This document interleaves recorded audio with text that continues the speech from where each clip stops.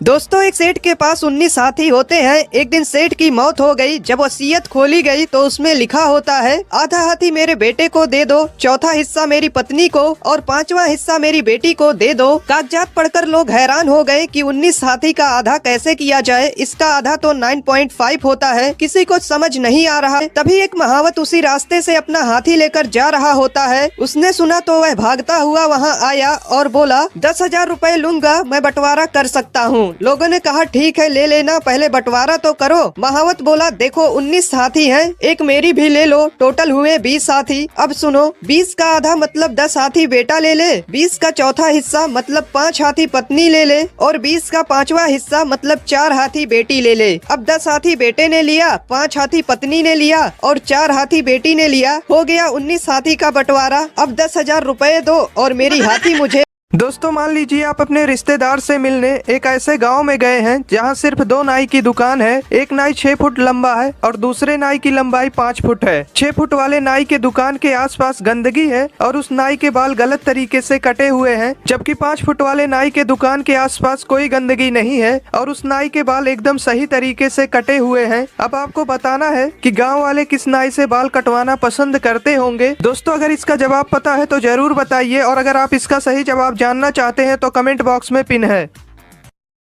फिर ये टीचर्स लोग, ये लोग तब तक मारते हैं बच्चे को जब तक बच्चा रोए नहीं। इसलिए लड़कियां तो मार खाती ही नहीं है, क्योंकि लड़कियों के पास कुछ ऐसा रहता है, इनबिल्ट रहता है इनके अंदर कुछ, तो ये विद इन अ सेकेंड आंसू निकाल सकती है। बेटा बेटा बेटा, अभी तो मैंने कुछ करा भी नहीं है। बेटा बैठ जाओ, चुपचाप जाओ, बैठ जाओ बैठ जाओ। एक बच्चा 3 घंटे से लगातार पबजी खेल रहा था। ये देखकर उसकी मम्मी ने उसको बहुत मारा और डांट लगाकर पढ़ने को कहा। बच्चे को बहुत गुस्सा आ रहा था और जब उसकी मम्मी वहाँ से चली गई तो बच्चे को लगा कि शायद उसकी मम्मी उसे बिल्कुल भी प्यार नहीं करती। तो उसने एक कागज पर लिखा कि मैं ये घर छोड़कर जा रहा हूँ और मम्मी का प्यार देखने के लिए चुपचाप अलमारी में छिपकर बैठ गया। जब थोड़ी देर बाद उसकी मम्मी कमरे में आई और खत पढ़ा तो यहाँ वहाँ रोते रोते अपने बच्चे को ढूंढने लगी। 2 घंटे बीत गए पर फिर भी बच्चा अलमारी से बाहर नहीं आया। माँ अपने बच्चे के लिए फिर भी तड़पती हुई रोए जा रही थी। फिर बच्चे को एहसास हुआ कि अब उसे शायद बाहर आ जाना चाहिए और अपनी माँ के गले लग जाना चाहिए। और जैसे ही बच्चा बाहर आया, उसकी माँ ने उसको गले लगाया और इतना मारा, इतना मारा, इतना मारा कि बच्चा समझ गया कि उसकी माँ उसको कितना प्यार।